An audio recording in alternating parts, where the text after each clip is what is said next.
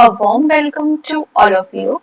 Today we will discuss a new topic, integrals. It's our chapter number 7 of class 12, right? So this is only the intro video.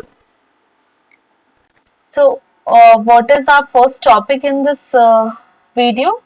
Introduction of differential calculus. Okay, what is in differential calculus? Basically, it's a branch of mathematics where we studied about the concept of derivative. हम लोग basically करते क्या है, different जो differential calculus होता है, हम जो डेरिवेटिव से रिलेटेड कॉन्सेप्ट जितने भी होंगे वो हम डिफरेंशियल कैलकुलस में पढ़ेंगे। तो अब सबसे पहले डेरिवेटिव क्या होता है, डेरिवेटिव हमें जरूरत क्यों पड़ी, किसी भी ग्राफ में अगर हमें टेंजेंट निकालनी होगी ना, उस टेंजेंट की क्या इक्वेशन है। जैसे मैंने कोई भी एक ग्राफ मैंने ड्रॉ कर ली, ठीक है, ये ग्राफ कैसे भी हो सकता है ये एक्सिस को कहीं पे टच कर रहा है, कहीं पे नहीं कर रहा है, कहीं वाई एक्सिस को टच कर रहा है, या कैसे भी हो सकता है, पैराबोला है, हाइपरबोला है, या कोई अदर ग्राफ है, मेनी ग्राफ्स तो किसी भी तरीके का ग्राफ है। इस ग्राफ में किस पॉइंट पे हम टेंजेंट्स निकाल सकते हैं, ठीक है, किस पॉइंट तक जो है फंक्शन डिफरेंशिएबल है, ये फाइंड आउट करना। और सपोजिंगली जैसे मैंने इस पॉइंट पे मैंने ये टेंजेंट या टच कर रहा है, सपोजिंग, ठीक है, टेंजेंट निकाल दी, तो इस टेंजेंट की क्या इक्वेशन होगी और इसका स्लोप क्या होगा, वो सब हम डिफरेंशियल कैलकुलस में फाइंड आउट करते हैं, ठीक है। अब सेकेंड थिंग आता है आपके पास इंटीग्रल कैलकुलस। तो इंटीग्रल कैलकुलस में हम बेसिकली क्या करते हैं, अब देखो ये ग्राफ बना है, ठीक है, इस ग्राफ ने क्या किया, कोई ना कोई रीजन तो ऑक्यूपाई किया होगा ना। तो इसने कितना रीजन ऑक्यूपाई किया है, उसको फाइंड आउट करने के लिए भी, उसको कैलकुलेट करने के लिए हमें जिस ब्रांच में हम इसको कैलकुलेट करते हैं उसको हम इंटीग्रल कैलकुलस कहते हैं, ठीक है। तो डिफरेंस पता चल गया, हम पे दो कैलकुलस है, एक तो डिफरेंशियल कैलकुलस है, ठीक है, और दूसरा इंटीग्रल कैलकुलस। डिफरेंशियल कैलकुलस में हम डेरिवेटिव के कॉन्सेप्ट को स्टडी करते हैं, इसमें हम इंटीग्रल के कॉन्सेप्ट को स्टडी करते हैं।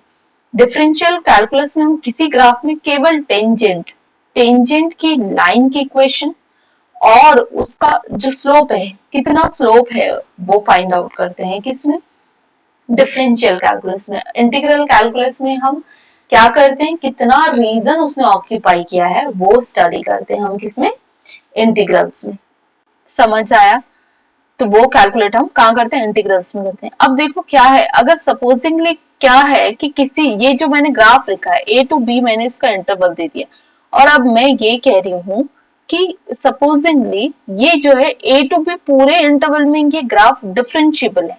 मैंने रैंडमली कह दिया, I don't know what is the equation of this graph also, right, मुझे पता नहीं है, पर मैंने कहा इसका जो एफ डैश एक्स है वो एग्जिस्ट कर रहा है, और कहाँ एग्जिस्ट कर रहा है, इंटरवल ए टू बी में एग्जिस्ट कर रहा है, ठीक है।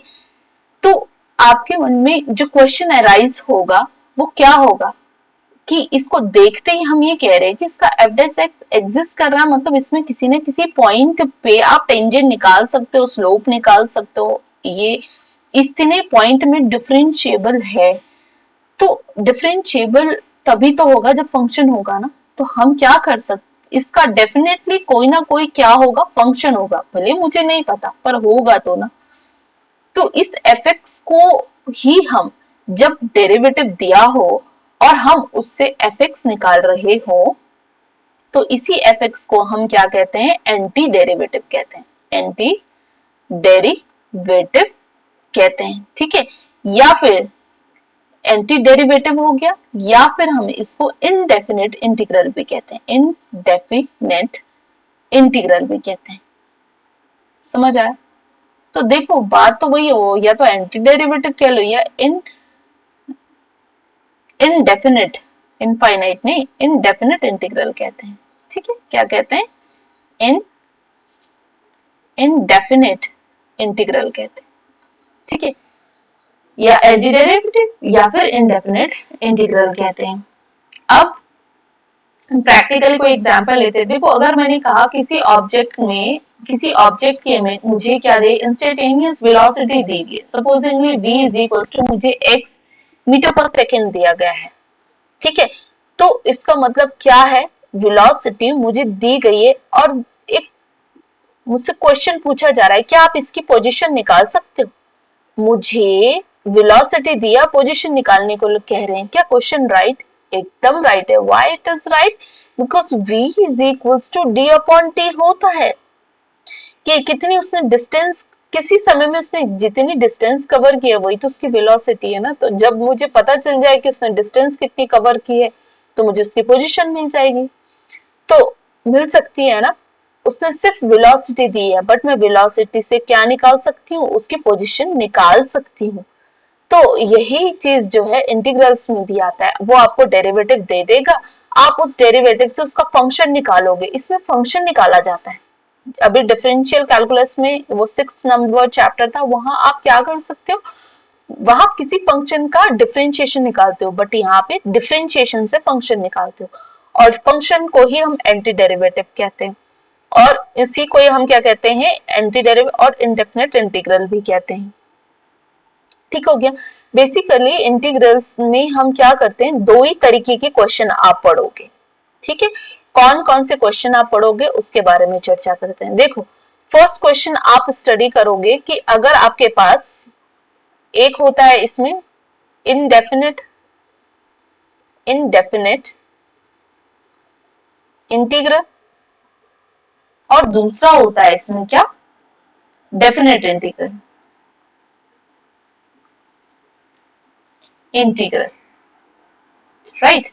तो इनडेफिनेट इंटीग्रल क्या होता है, जब आपको f डैश एक्स ऑलरेडी दिया हुआ होता है, ठीक है, 2x टाइप मैंने लिख दिया, आपको वो fx निकालने को कहेगा, जिसको हम क्या कहते हैं, एंटी डेरिवेटिव निकालने को कहेगा।